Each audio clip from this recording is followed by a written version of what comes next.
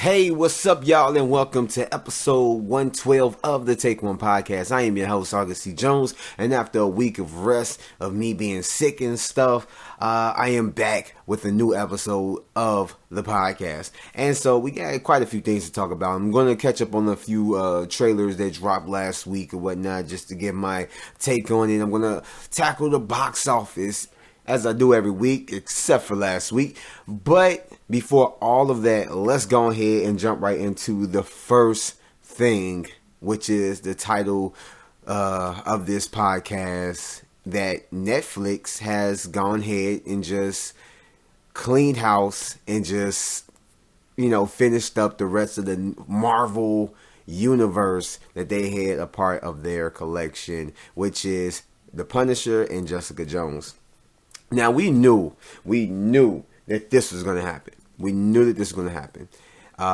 And it's not surprising. We were just looking at the days of like, okay, when they're going to do it. And I even said it before on the podcast that they should just come out and just say it right before it. And they did, but they kind of didn't. They did it with like The Punisher after The Punisher dropped last month. Now they're coming out and saying that, yeah, there's no more seasons for The Punisher. But even before Jessica Jones is premiered or whatever later on this year, it's basically saying that, yeah, this is going to be the last season of Jessica Jones. Enjoy it, bam, bam, bam, or whatever. And that's really how they should have did it in the first place with like The Punisher instead of doing that. Because we all know the inevitable was going to happen. Now this is like, I don't know, like... looking at it, I just recently watched the Punisher show, and I'm just like, I liked it. I want to give my full review in a little bit later. I don't know. It's not going to be part of this podcast. I don't know if I'm going to do it this week or next week, but I'm going to put out my full thoughts on it or whatnot. But I enjoyed it, like what they were doing with the whole, Netflix and Marvel thing. It was all good. I guess it's more or less to do with the Disney acquisition of Fox and them coming on with their own streaming service. So they're going to be in competition with Netflix. And since, Disney have their, hands in Hulu, I guess you can't say that it's competition as well. But, still you got Amazon Prime and stuff. So they're jumping into that game. But along with the cancellation of Jessica Jones and The Punisher today, there was a statement put out by Jeff Loeb. And so I'm about to go ahead and just read what was interesting about this statement to you guys or whatnot. And just, it can go either way. But in any case, it says, on behalf of everyone at Marvel Television, we could not be more proud or more grateful for our audience. Our network partners may have decided to no longer continue with telling us tales of these great characters, but you know Marvel better than that. And that just catches me right there, because it lets us know that they may have something planned. I don't know how the deal goes with Marvel and everything else. The specifics of it, it's kind of like, it eludes me, at least for right now, about just how everything can go. Now, they might be talking about it in the sense of like, they probably could use these characters, but not these specific versions of these characters. Like, Brian Cox, I think that's his name. He's not going to come back. Vincent D'Onofrio playing, Kingpin. He's not going to come back as the Kingpin. So these versions of these characters are not going to come into the MCU films or Disney Plus to be on their network and everything else as these characters. They're going to be all new actors and new portrayals and versions of these characters, just not the ones that we know from Netflix. Then he continues as Matthew Murdock's father once said, the measure of a man is not how he gets knocked to the mat, but how he gets back up. To be continued. Now that could be telling of something. That could be letting us know that, like I said, we are still going to get these characters in the MCU or, maybe just one of the shows that is going to be on Disney Plus. But like I said, not as the characters as we know. The actors playing them and the stories that's already been told from Netflix, we may not end up be getting them, but they will basically be thrown in the MCU. Now, I'd be surprised if they do continue to use these characters as they are within the, on the Disney streaming service, Disney Plus or whatnot, and probably throw it on Hulu as well. And I don't know, it gets me kind of a little bit excited because they came out and they said that they were going to have a different brand, a branch that, they're going to have the R-rated, more kind of, adult films for Disney movies or whatnot. And then, the IPs that they acquired when getting the Fox, 21st Century Fox and everything. So they can throw that under the banner. It still be Marvel or whatever, but at the same time, they could still keep the provocative type of spin on it. The sex, drugs, cursing, blood, just all out violence that they have and that we've grown to like with the greedy Netflix take on these characters. And they could just keep them over there where they'll still be connected, but at the same time, they'll still be kind of separate, just like how they are with the Netflix and everything else. So, I mean, this is not news. This is not anything that's going to, surprise anybody because we all knew that this was going to happen. But, I mean, better late than never, I guess. I mean, at least they killed two birds with one stone, announced both the Punisher and Jessica Jones instead of doing the stupid thing and being like, oh, the Punisher is canceled. And then when Jessica Jones come out a month after it comes out, but like, oh yeah, Jessica Jones is canceled too. It's like, man, just wipe it out. Just let us know. They're both canceled. Okay. So this is the last season of Jessica Jones that we're going in. I'm just more curious on how they end it off. Are they going to end it off in the way that it ends the series? They don't set up for anything else, or they still do it and just be like, fuck it. It's going to be whatever it is. But yeah, that's my take on it. And so, getting off of show notes, let's go ahead and jump into trailer reviews. Now, there are a few trailers that dropped last week, and then there's some that dropped recently or whatever. But the first one I'm going to talk about is the Aladdin trailer. Now, this had like basically a week to sink in, or about a week to sink in, and it got a lot of, I ain't going to even say praise, but somewhat of a blowback, Actually, a lot of blowback. It does have some interesting things. Before I get to the big thing about this trailer that everyone is talking about, basically, the one thing I got out of it is that when I first saw the trailer, I had before the big major thing toward the end, or at the end, I'm looking at it and I'm like, this movie may end up being in the running for best, costume design for next year's, Oscars, because that's literally what it looked like. It looked like they did a lot of good costume design. Just how Princess Jasmine looked as she's walking down the stairs, and how just everything looked, where it shows like a little celebration and everything else. It looks like it got good costume design. It has a good look to it. It really does. It looks like I don't know. It looked like it may end up being good. I don't know. It may look like it might end up being good. But one of the things, actually two things stood out to me. One minor, one major. So we got Jafar in the trailer. Not really too much. We hear him speak. And what does he say? He says like, bring me the lamp. And it's just, I was thrown off by that. I guess you could call it a nitpick, but he doesn't sound intimidating. Jafar, I guess I was expecting the voice of the Jafar from, a voice like it from the, original cartoon movie.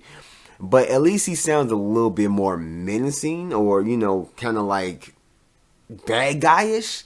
In this movie, in this trailer, he just kind of sounds like, bring me the lamp. I don't know. Maybe, and that's just the nitpick, because I don't know how the movie is. I could go see the movie, and he is a great Jafar. Like, better than the cartoon movie. But this, it just kind of like, just took me out of it. It's like, I don't know. But the other big major thing about this trailer that stands out that a lot of people have been just like going crazy over is Will Smith's genie. Now, when we first was presented with Will Smith as the genie, it was him in like human form or whatever. It was on the Entertainment Weekly cover, and he told us like, "Man, don't worry, I'm gonna be blue in the movie." We finally got to see how he looks, and yeah.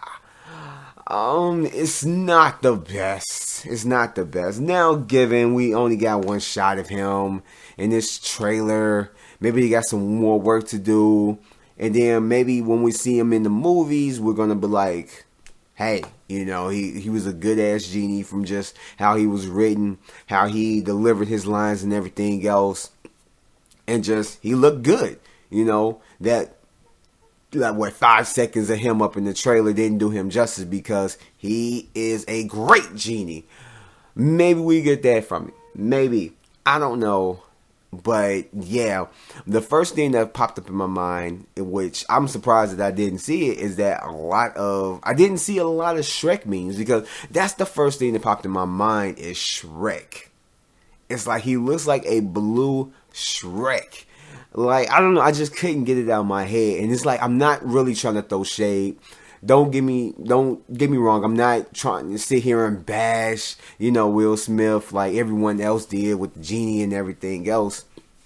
Because I was looking at this one video of this girl. I forgot what the channel name is. But she was just reading all the comments and just basically poking fun at it. And I'm just looking at the video, you know, I'm just like, oh. Yeah, now I'm not trying to do that when I talk about it. I'm really not. But I'm giving it the benefit of the doubt. I'm not going to sit here and castrate it and just down it and just crack all these jokes and just say it's this and that and blah, blah, blah without actually giving it a chance. So hopefully when I see this movie, it'll change my mind. It'll change all of our minds. But upon this trailer, no. And also, we still haven't really seen Aladdin speak, you know, or heard Aladdin speak. So that's maybe kind of worrisome, but maybe not. Maybe they have a plan. I don't know. But those are my thoughts on that. The next trailer that came out was a trailer that I was surprised by, because I really did not like the first trailer to this movie, which is the Curse of La Llorona.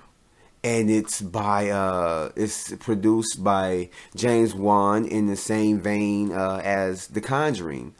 And it looks like The Conjuring. That doesn't take me away from that, because I love The Conjuring. I even started watching it I think it was like last night. What was it? Was it last night? I tried to finish it. It was like I was watching it before I went to bed, and you know, tiredness gets a hold of you and you can't, watch the whole thing. But, I love The Conjuring. I love it. It was one of my favorite horror films. And that just struck a nerve with me. Or struck a chord. Let me put it like that. Struck a nerve. I think that's something bad. But it struck a chord with me because I love just The Conjuring. And it gave me the feel of that. I don't know if this movie is going to be good or bad, giving it the benefit of the doubt. It may be horrible, but the trailer, I really did enjoy it. The first trailer, the thing that took me out with these two trailers is that it really is not scary as far as everything that has to do with La Llorona. The only thing that kind of like, well, you know what? No. It was the whole scariness with it. But in any case, just the look of it. The feel of it, it has that Conjuring feel. And I guess that's the real big thing. I hate to compare it, but that's what it gives me the feels of. And I guess that's really the reason why I like it. It looks good. It looks like it could be possibly really, really scary, horrifying, all that good stuff. And I just like the way it was put together. The only thing that I could take away from it, and I guess you could say is kind of counteracting toward like my, my like toward the trailer, is that it just, the scenes where it has La Llorona and it's about to be scary. Like even the last scene with like La Llorona coming up behind the girl and washing her hair and ducking her inside the bathtub. And then when the little kid is trying to close the window or open up the window, I forget, and he gets knocked down, and then the sheets, reveal back, and then La Llorona comes at him.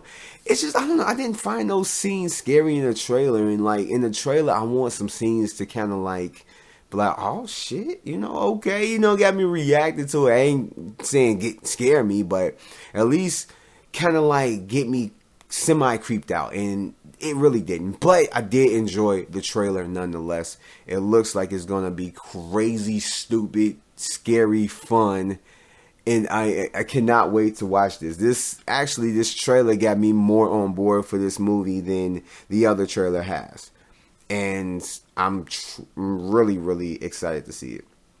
So the next trailer we're gonna get into is Frozen 2.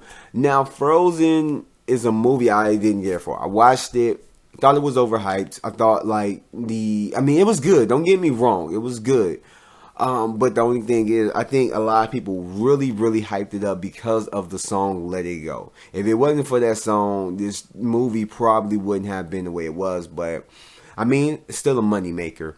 So when I heard that they were doing the Frozen 2, really didn't care for it. After seeing this trailer, well, put it like this, put it in perspective. Before, there's 2 movies this year that just by looking at the title, I'm like, I'm probably not going to go see that movie. Even though I see a lot of movies, at the theater, I'm probably not going to see these 2 movies. One being the Madea family funeral movie, because I hated Madea Boo 2, and Frozen because I didn't really care for the first one. But after seeing this trailer for Frozen 2, I'm considering seeing it. I really am. The feel of it was epic. Even though, just the music. I guess it was just the scenes that they were showing, the music. I don't even think we have a synopsis for it, but it was just scenes cut together, really out of context. We don't know anything from the story or what it has to offer. But the thing that really grabbed me was at the beginning. And just how realistic it looked. I talked about Pixar, or it's not even Pixar, but just where Disney at with the animation and all of that, as far as these animated films that they've been doing with the Buzz Lightyear and the Toy Story thing and whatnot, and him on the thing at the carnival, and how the fabric in back of him looked like completely real. Man, the sand, the scenery in this first scene of the trailer for Frozen 2 looks real. It looks like if, you put digital animation over a real landscape, like, the Pokemon movie or something like that. Or Who Framed Roger Rabbit. Kind of like, just mix of live action and digital animation. That's what it looks like, but it's all digital animation. It looks crazy real. It looks just stupid real. And I'm just loving it. And that's what really grabbed me.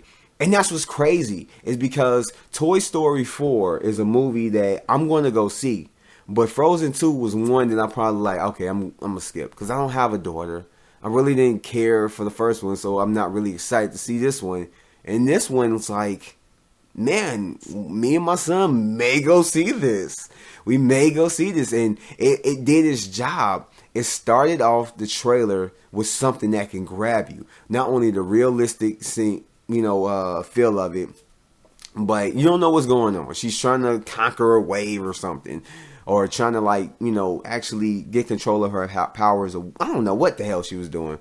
But, freezing, walking on water. Every time her foot touches the water, it freezes up so she can run across it. And she's trying to jump the wave and everything else. Like, it looked crazy. It looked epic. And I'm definitely, if you can't hear it in my voice, I'm really excited to see this movie. Or, just see more from it. And see what it has to offer, because it looks like it has a lot to offer. I don't know, but I'm a little bit excited, just a little bit excited, So I don't know, but getting to the next trailer, it's a movie called Triple Frontier, and it's a Netflix original movie coming out next month, which I cannot wait to see it.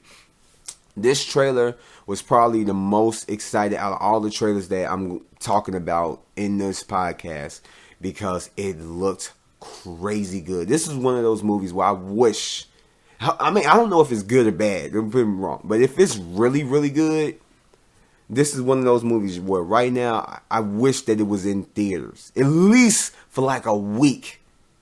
And then, Netflix, because it looks like a movie that will be thrown in theaters. It looks like it, just from the trailer. And I'm really excited to see it. This is one of those movies. I've never been excited for a movie from Netflix before this one. And I'm definitely going to go, not going to go, but I'm definitely going to watch it. I know they usually drop it like Friday, midnight and stuff. I'm going to watch it that weekend. Because this looks crazy. It has Oscar Isaac up in there. You got Ben Affleck, the guy who would no longer be Batman anymore, asshole. You got what's his name? Charlie Hunnam, from Sons of Anarchy, Jax. You got these characters. You got these actors up in there. It looks crazy good, crazy good. I'm watching this trailer from the beginning. It's just like the Frozen trailer. It catches me just kind of from the beginning. I'm following along and I'm like, oh my gosh, I want to watch this right now. I really do. This looks like it's going to be a good ass film. And I'm just like, man, can I watch this right now? I have to wait until the middle of next month. I don't care. When it comes out, I'm going to watch it because it looks stupid good. I don't know, it's just, man, it has a good concept, and like I said, it has that cinematic, that theatric feel to it. Man, I hope they put this in theaters, and if they do put it in theaters, even for like a few days or something like that, and it's somewhere near me before it hits Netflix, I'm definitely going to go see it. Definitely going to go see it. But just to get off of that, let's go ahead and jump into the next one, which is another Toy Story 4 clip. Okay, so I'm not going to talk too much about this, but I'm starting to get really tired with this. Avengers Endgame, they got 2. Toy Story 4 has, 4? Man, we need a full trailer. It's about time to get a full trailer. Now, with all this talk about, Endgame probably having their first official full-length trailer that's more than just a minute or so, or, just 50 seconds and stuff, or 21 seconds, however long that, Avengers Endgame TV spot was for the Super Bowl. It's like they more than likely are going to have their full-length trailer drop during the Oscars. Hopefully, Toy Story follows suit and have their first full-length trailer drop during the Oscars. But since Disney is having a movie come out within the next couple weeks called, I don't know, it's a little movie by the name of Captain Marvel. If either one of those trailers do not drop by the Oscars or at the Oscars, more than likely before or during the week of Captain Marvel, or maybe even they might just release it before Captain Marvel, like it may debut before the movie like Chucky did for The Prodigy, or the Avengers Endgame might be one of the end credits for Captain Marvel. If it does, that will be exciting to me. But in any case, Toy Story, man, we need a full-on trailer. I don't see what was the point of giving us a clip of the movie. That was a type of clip that you give us toward the end, when the movie comes out. Almost like a few weeks before the movie come out, maybe even a month, because Captain Marvel is doing it. They're giving out clips of the movie, like 20 seconds, 30 seconds of a clip or something or whatever. And Toy Story is doing that. Like, it's only so many teasers they can give us before we just okay, we need the trailer. And right now, we need the trailer. Like, what was the point of a clip? The clip was good. The trailers are, the teasers are good, but a full-length trailer would be better. I don't know. Maybe they have something in plan, some marketing strategy that they're, employing or whatever. Maybe, I don't know. Maybe they have something in mind, but it's like, man, we need something right now. We need a full full-length trailer, and these are not going to suffice. Like, I'm at the point where I'm not going to watch any more, teasers if it's not a, 5-minute long trailer. Like, I don't know. I'm just getting kind of frustrated with this. It just seems like they're just playing with us, whatnot. But, yeah, and that's all I gotta say about that. But, that will end trailer reviews. Now, this podcast, I ain't got that much longer to go. I ain't trying to make it too long, but let's go ahead and jump right into the box office segment, as brought to you by me. But in any case, since I didn't do a podcast last week, I didn't have any predictions. But, I think I'm going to start doing that. Even if I don't put out a podcast for a certain week, I'm still going to have predictions. That way I have predictions for, the podcast, the box office segment for that coming week. But how I'm going to start this off is what won the weekend. Now, what won the weekend is just movies that I like, my recommendations for it. And I saw 2 movies last week, and for me, Alita Battle Angel, well, actually 3 movies came out. It was Alita Battle Angel, Isn't It Romantic, and Happy Death Day to You. I haven't seen Isn't It Romantic yet. I'm planning to go see it this week. So I only saw Alita Battle Angel and Happy Death Day to You. And what won the weekend for me? It's kind of a hard decision. But I'm kind of leaning toward Alita Battle Angel. But it's all into what you like. It's really all into what you like. But I do recommend both of those movies to anybody. If you like action films and you're in the mood for that, go check out Alita Battle Angel. Check it out. It is a great film. It has its flaws, just like with every other movie. But I feel like it's basically the pros outweigh the cons.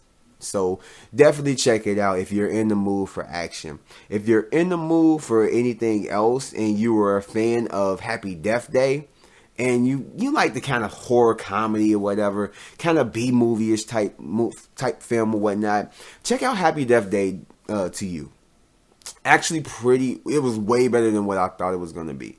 Wasn't too much of a fan of the first one, but this one is actually pretty damn good. It goes a different route than what I thought it was going to do, but it actually is pretty good. So my recommendation is go check out both of them. If you're a fan of movies or if you're interested in seeing both of them, go check them out. They are really, really good. Like I said, I haven't seen Isn't This Romantic, but I've heard good things. I've heard that it is good, that it got a good, Rotten Tomato score on Rotten Tomatoes, of course. So hopefully, my expectations are for that I actually get some enjoyment out of it. But anyway, let's go ahead and jump right into the top 5 box office. So taking the number 1 spot was Alita Battle Angel over the weekend, doing $28.2 million. The Lego Movie 2, the second part, over the weekend did $21 million.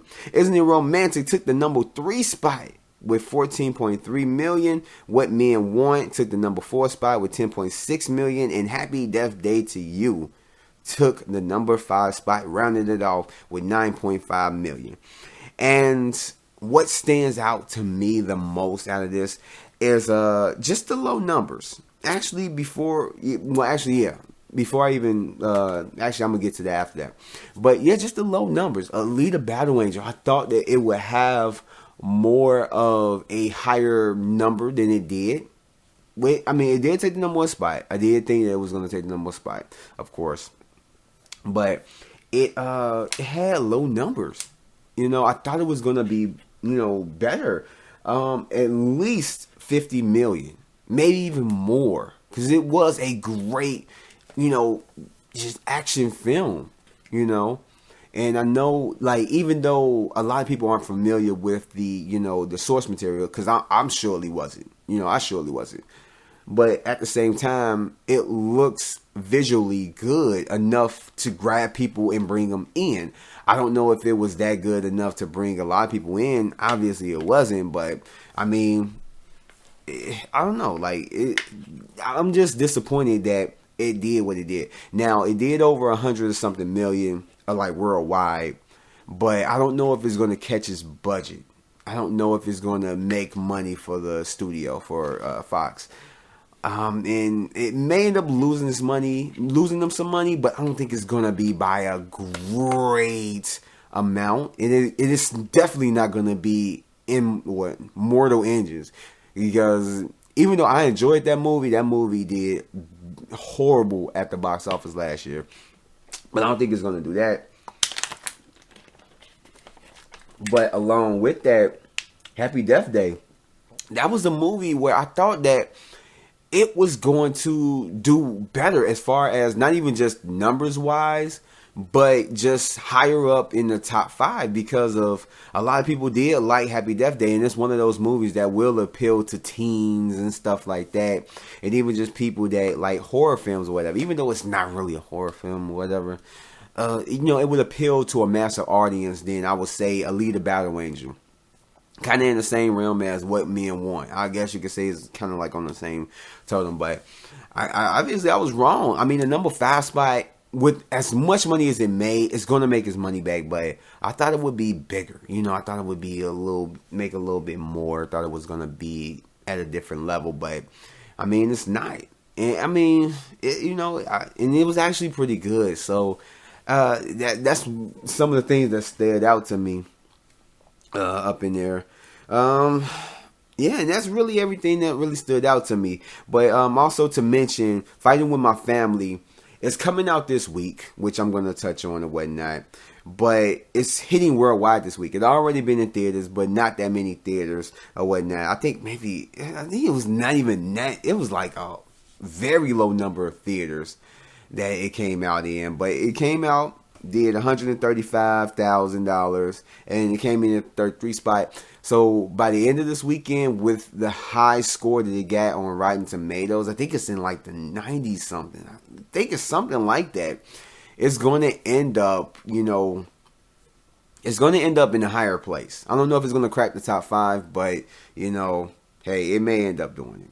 But let's go ahead and get to what's coming this week, and then we're going to get into my weekend predictions and wrap this podcast up.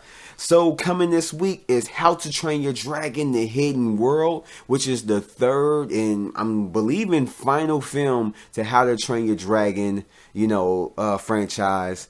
And it's a good family film. I seen it when they had the early screenings for it. My review is up on the channel, so if you guys want to go check that out, I will have it attached to the end of this podcast or whatnot, or you can just go on my channel and just look it up. It be in the movie review section or whatnot. That's coming out this week, as well as, like I said, Fighting With My Family is opening worldwide, which is the story of Paige, the WWE superstar, and just how she became, how she got into wrestling and how she became part of WWE. And so with that, my weekend predictions. So I believe How to Train Your Dragon 3 is going to come in at the number 1 spot. Alita Battle Angel is going to get knocked down to number 2. Lego Movie 2 is going to get knocked down to number 3. I believe Fighting With My Family, I'm going to take a gamble in that, is going to crack the top 5 at number 4.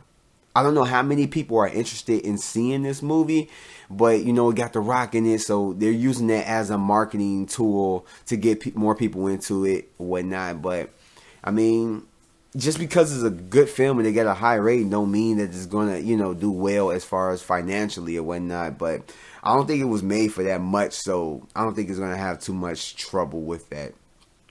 And coming off at number 5, Happy Death Day to You is going to stay at number 5. It may end up getting a little bit more. I mean, Fighting With My Family, if it does crack the number, if it does crack the top 5, it may end up like switching places. Happy Death Day might end up being a number 4, and then Fighting With My Family might be a number 5. But hey, we'll see. But those are my predictions, and that is the end of this podcast. I'd like to thank you guys for listening and joining me, and listening to stuff that I want to talk about, that I care about, and probably that you care about because you guys are listening. So with that said, Thank you again, and I hope to catch you guys in the next one. I'm more than likely going to put out several podcasts this week. Let's just see how this week goes. But in any case, I will catch you guys in the next one. Peace out.